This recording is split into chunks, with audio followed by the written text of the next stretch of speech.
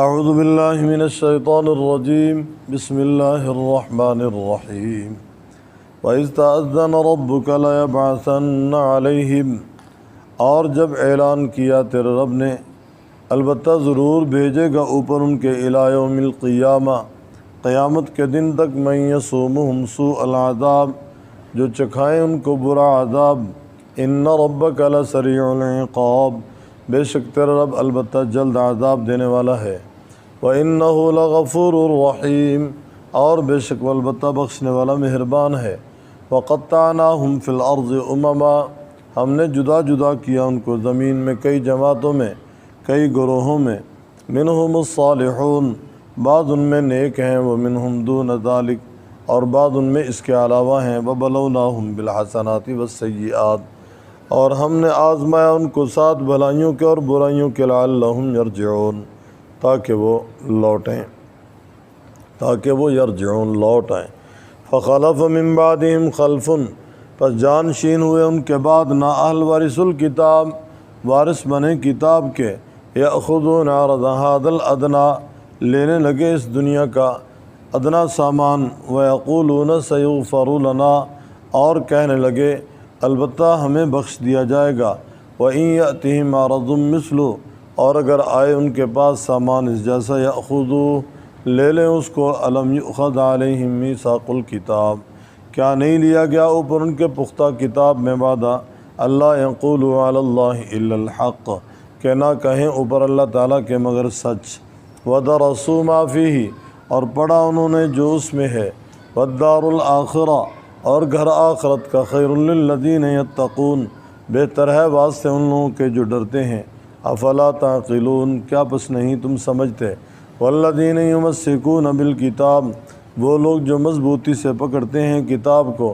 واقاموا الصلاۃ، اور قائم کرتے ہیں نماز، انا لا نضیع اجر المصلحین، بے شک ہم نہیں ضائع کرتے اجر اصلاح کرنے والوں کا۔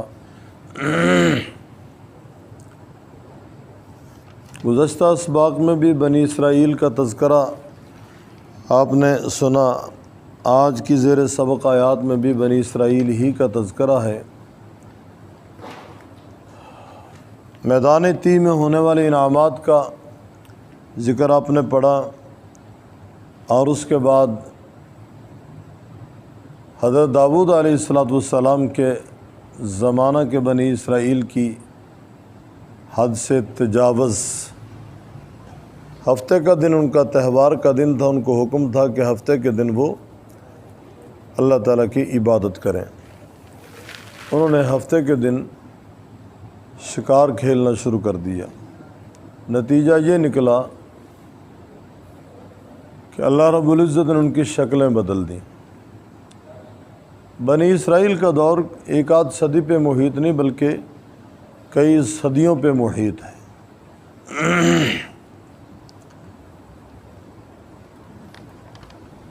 رب تعالیٰ فرماتے ہیں جب واضح اعلان کیا اہل کتاب کے بارے میں، لا یبعثن علیہم الی یوم القیامہ، خطاب تو پیغمبر کے، جب اعلان کیا تیرے رب نے واضح البتہ ضرور بھیجے گا اوپر ان کے قیامت کے دن تک ان لوگوں کو جو چکھائیں ان کو سوء العذاب، برا عذاب، ان ربک لسریع العقاب، بے شک تیرا رب البتہ جلد عذاب دینے والا ہے۔ الی یوم القیامہ، قیامت کے دن تک، یعنی قیامت تک اللہ تعالیٰ ایسے لوگ ان یہودیوں پہ مسلط کریں گے جو ان کو ڈراتے رہیں گے اور ان کو سزا دیتے رہیں گے، اور یہ ان سے خوف زدہ رہیں گے۔ یہودیوں کے بارے میں قرآن کریم میں مغضوب کا لفظ آیا ہے کہ اللہ تعالیٰ ان سے ناراض ہیں، وہ اللہ کے غضب کا شکار ہیں، چونکہ انہوں نے نافرمانی در نافرمانی کی ہے اور وقت کے پیغمبروں کی ان لوگوں نے تکذیب کی۔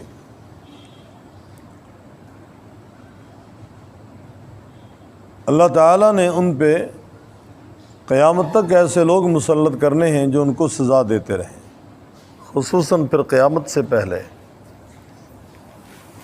حضرت عیسیٰ علیہ السلام کی تشریف آوری عیسیٰ علیہ السلام تشریف لانے والے ہیں، وہ آئیں گے، وہ یہود کو قتل کریں گے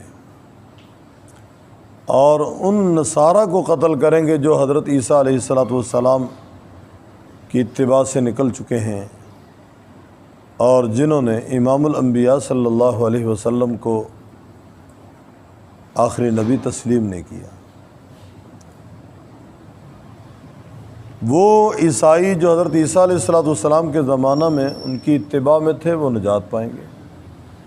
ان کے جانے کے بعد جو یہ عیسائی تو کہلائے لیکن حضرت عیسیٰ علیہ السلام کی تعلیمات سے نکل گئے، ان سے بھی حضرت عیسیٰ علیہ السلام کی جنگ ہوگی۔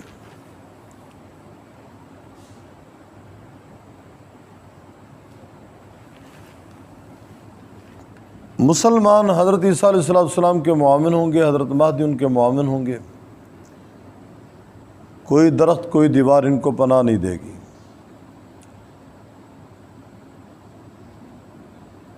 وَإِنَّهُ لَغَفُورٌ رَحِيمٌ، اللہ تعالیٰ فرماتے ہیں بے شک وہ البتہ بخشنے والا رحم کرنے والا ہے۔ وَقَطَّعْنَاهُمْ فِي الْأَرْضِ أُمَمًا، ہم نے جدا جدا کیا ان کو زمین میں، امما کئی گروہوں میں، یہود کئی گروہوں میں تقسیم ہوئے۔ آپ علیہ السلام کا فرمان ہے کہ عیسائی یہودی 71 حصوں میں، عیسائی 72 میں تقسیم ہوئے، گویا ان کے 71-72 فرقے بنے۔ آپ علیہ السلام نے فرمایا میری امت 73 فرقوں میں تقسیم ہوگی۔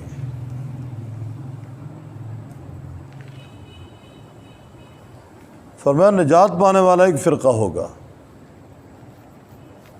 فرقہ ناجی صرف نجات پائے گا جو ما انا علیہ واصحابی، میرے اور میرے اصحاب کے نقش قدم پہ چلے گا، وہ نجات پائے گا بس، باقی سب جہنم میں جائیں گے۔ منہم الصالحون ومنہم دون ذالک، بعض ان میں نیک ہیں، بعض ان میں اس کے علاوہ ہیں۔ وبلوناہم بالحسنات والسیئات، ہم نے آزمایا ان کو ساتھ بھلائیوں کے اور برائیوں کے، لعلہم یرجعون، تاکہ وہ لوٹ آئیں۔ فخلف من بعدہم خلف ورثوا الکتاب، جانشین ہوئے ان کے بعد نااہل قسم کے لوگ۔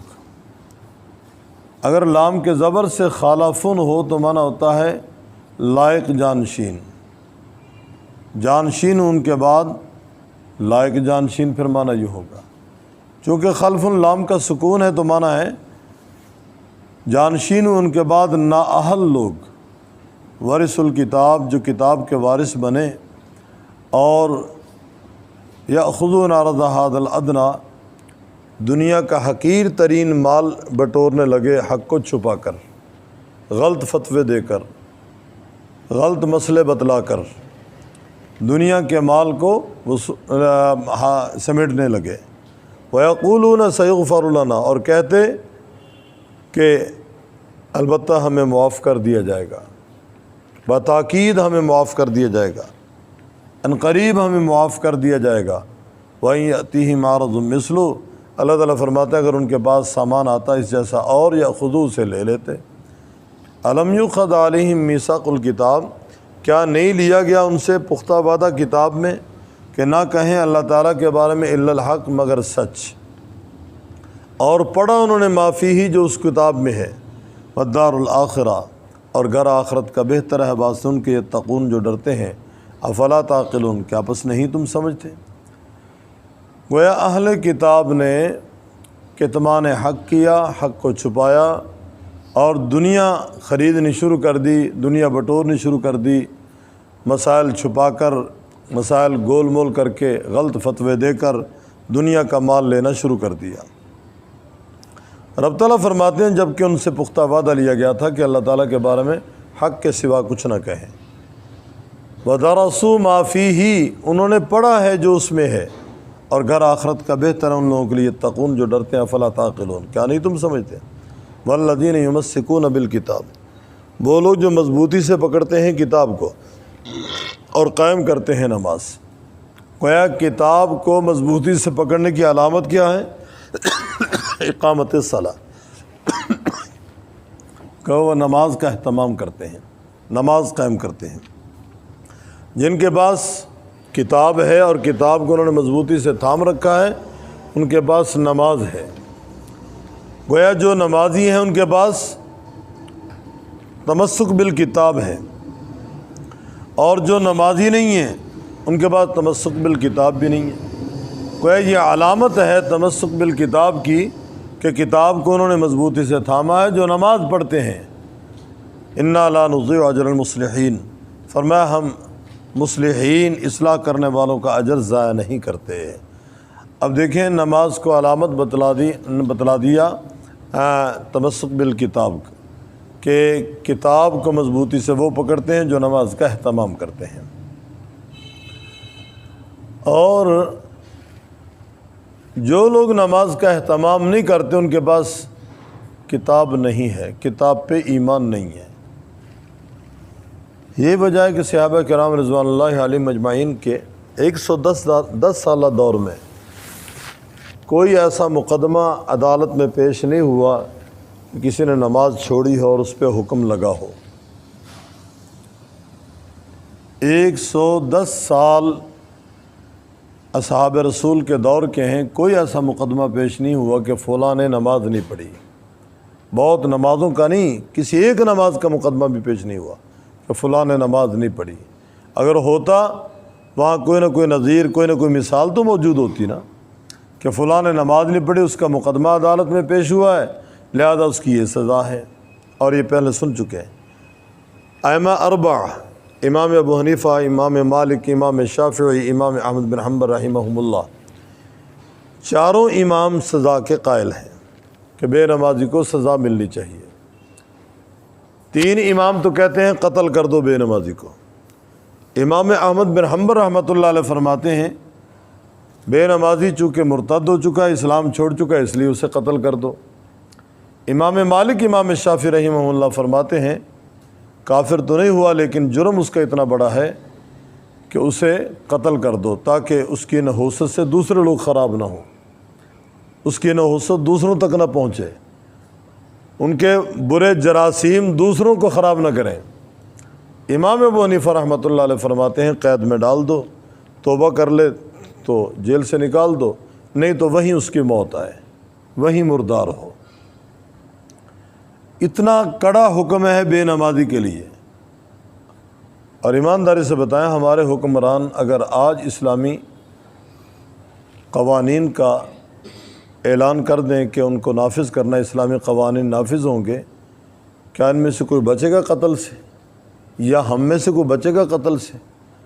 آج اسلام نافذ ہو جائے، شرعی عدالتیں قائم ہو جائیں، کون ہے جو ہم میں بچے گا؟ کون ہے جو ہم میں بے نمازی نہیں ہے؟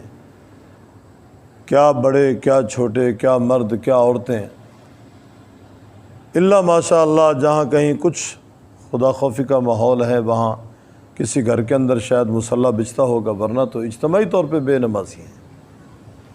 اور بے نمازیوں کی کثرت نے لوگوں کو نحوست کی طرف گویا کہ لگا دیا ہے کہ لوگ خود بھی منحوس بنیں اور نحوست اپنی پھیلاتے چلے جائیں۔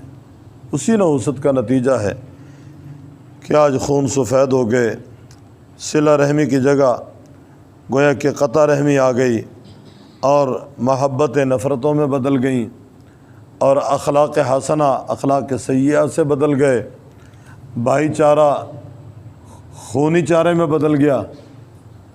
کہتے ہیں نا خون سفید ہو گئے، آنکھیں سفید ہو گئیں، کونی اور تے ویکھنی اور۔ یہ حالات بے نمازی ہونے کی وجہ سے ہیں۔ بے نمازی کہتے ہیں اس قدر منحوس ہے کہ اس سے خنزیر بھی پناہ مانگتا ہے، خنزیر بھی پناہ مانگتا ہے۔ اور بہت سارے بزرگوں نے یہ لکھا ہے کہ بے نمازی کو مسلمانوں کے قبرستان میں نہیں دفن کرنا چاہیے، بے نمازوں کا قبرستان علیحدہ ہونا چاہیے۔ لیکن امام حنیفہ رحمۃ اللہ علیہ کا فتویٰ پھر نرم ہے۔ امام صاحب رحمۃ اللہ علیہ فرماتے ہیں ہے تو مومن نہ، ہے تو مسلمان نہ، ان کے فتوے کے مطابق ہم جی رہے ہیں، ورنہ تو ہر آدمی قتل ہو جاتا، جتنے بے نمازی ہیں سب کا صفایا ہو جاتا۔ تو نماز کا اہتمام کرنا چاہیے۔ اور تجربے کی بات ہے، جہاں نماز ہے وہاں لڑائی جھگڑا نہیں ہے۔ جس گھر میں نماز کا ماحول نہیں وہاں لڑائی جھگڑا ختم نہیں ہوتا، وہاں بے برکتی اور بے مروتی، بدعہدی اور کیا کہتے ہیں بے سکونی کا عالم ہے، خوف و ہراس کا ایک سما ہے۔ نہ مال میں برکت، نہ عمر میں برکت، نہ صحت میں برکت، اور نہ قلبی طمانینت ہے۔ اور جہاں نماز کا ماحول ہے وہاں تجربے کی بات ہے، وہاں لڑائی بھی نہیں ہے، جھگڑا بھی نہیں ہے، اور گھر والے بھی امن کی زندگی بسر کر رہے ہیں، کچن میں بھی برکت ہوتی ہے، کوئی چیز ختم نہیں ہوتی۔ نماز کا اہتمام کریں بھی، نماز کا اہتمام کریں، نماز با جماعت ہونی چاہیے۔ کوشش کریں 40 دن آپ کے ایسے گزریں کہ تکبیر اولیٰ فوت نہ ہو، اس کے بعد اللہ تبارک و تعالی دل کی کایا پلٹ دیں گے، انقلاب برپا ہوگا۔ کہتے ہیں جو 40 دن تکبیر اولیٰ کے ساتھ نماز پڑھتا ہے، ایک تو نفاق سے بری ہو جاتا ہے اور دوسرے جہنم سے آزاد ہو جاتا ہے۔ آج کے بعد آپ لوگ عزم کر لیں کہ ہم نے نماز با جماعت تکبیر اولیٰ کے ساتھ ادا کرنی ہے۔ کہیں کسی وجہ سے نماز رہ جائے دوسرا آدمی تلاش کر کے جماعت کر لیں تاکہ تکبیر اولیٰ کا ثواب آپ کو مل جائے۔ تو نماز با جماعت کا اہتمام کریں بھی، چھوڑ دیں کھانے پینے کو، دوستوں کو۔ جو دوست آپ کے ساتھ مسجد میں نہیں نہ آ سکتے، یا وہ نماز کے وقت میں آپ کے ساتھ نماز کا اہتمام نہیں کر سکتے، یا وہ مسجد کی زینت نہیں بن سکتے، وہ آپ کے دشمن ہیں، وہ دوست نہیں ہیں۔ ان دوستوں کو چھوڑ دو، ان دوستوں کو 3 طلاقیں اکٹھی دے دو، رجوع ہی نہ ہو سکے۔ وہ دوست نہیں ہے بھائی، جو اللہ کا نہیں، رسول کا نہیں، قرآن کا نہیں، سنت رسول کا نہیں، وہ میرا اور آپ کا کیسے ہو سکتا ہے؟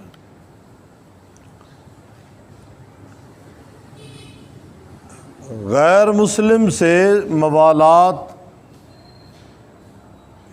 کی دوستی سے کیوں منع کیا ہے؟ موالات کا منع ہے دلی تعلق، دلی تعلق، راز کا تعلق، بھید کا تعلق۔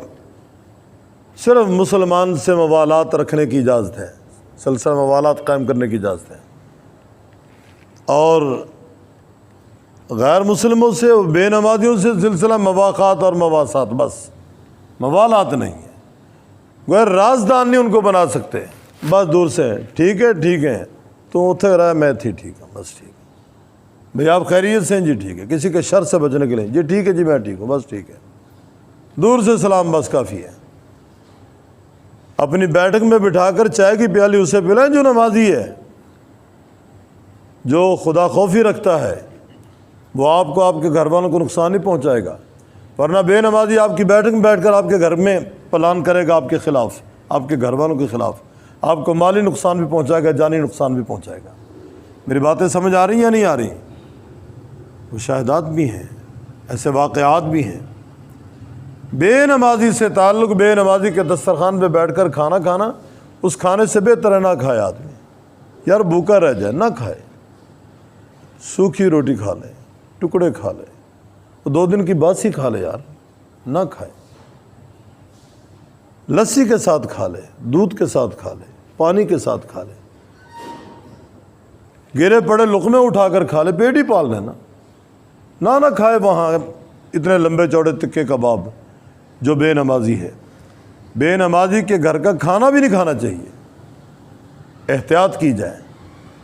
ہاں اللہ ماشاء اللہ اگر کوئی آدمی نماز پڑھنا چاہتا ہے اور آپ کے جانے سے وہ نمازی بن سکتا ہے، اور آپ کی دعوت ہی اس کو نماز کی ہے کہ آپ جانا، آپ اس کے ساتھ تعلق نماز کی طرف لانے کے لیے رکھے ہوئے ہیں، وہ الگ بات ہے۔ اور میری اور آپ کی دوستی کا دوسرے پہ اثر ہونا چاہیے۔ ہم اگر کسی کو دوست بنائیں وہ ہمارے حلقے میں داخل ہو۔ آپ کے کتنے دوست ہیں جو آپ کی مان کر حلقے میں آتے ہیں بھائی، جو نماز کے لیے مسجد میں آ جاتے ہیں، جو وضو کا اہتمام کرتے ہیں، جو ذکر و اذکار میں بیٹھتے ہیں؟ کتنے آپ کے دوست ہیں؟ یا کتنوں کے دل بدلے ہیں؟ یا کتنوں میں انقلاب آیا ہے؟ یا کتنوں کو آپ نے دعوت دی ہے؟ یا کتنے آپ سے متاثر ہوئے ہیں؟ ذرا مجھے رپورٹ تو دیں آپ۔ تو بہرحال یہ ضمناً باتیں آ گئیں۔ فرمایا اللہ تبارک و تعالی نہیں ضائع کرتے اجر مصلحین کا۔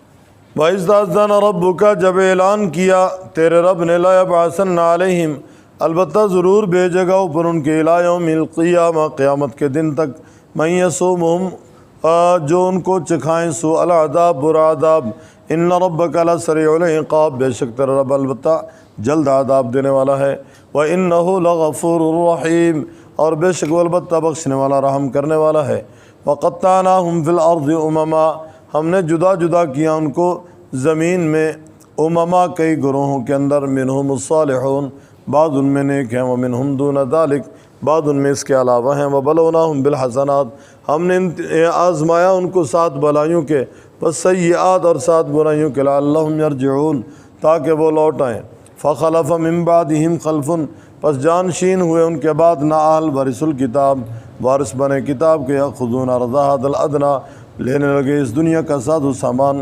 ویقولون اور کہنے لگے سیغفر لنا ان قریب ہمیں بخش دیا جائے گا وَإِن يَأْتِهِمْ عَرَضٌ مِثْلُهُ اگر آئے ان کے پاس سامان اس جیسا یاخذوہ لے لیں اس کو الم یؤخذ علیہم میثاق الکتاب کیا نہیں لیا گیا اوپر ان کے پختہ وعدہ کتاب میں اللہ یقولو کہ نہ کہیں علی اللہ اللہ تعالیٰ کے بارے میں الا الحق مگر سچ ودرسوا ما فی اور پڑھا انہوں نے جو اس میں ہے والدار الآخرہ اور گھر آخرت کا خیر بہتر ہے للذین یتقون واسطے ان کے جو ڈرتے ہیں فلا تعقلون کیا پس نہیں تم سمجھتے والذین یمسکون بالکتاب وہ لوگ جو مضبوطی سے پکڑتے ہیں کتاب کو اقاموا الصلاۃ اور قائم کرتے ہیں نماز انا لا نضیع اجر المصلحین بے شک ہم نہیں ضائع کرتے اجر مسلم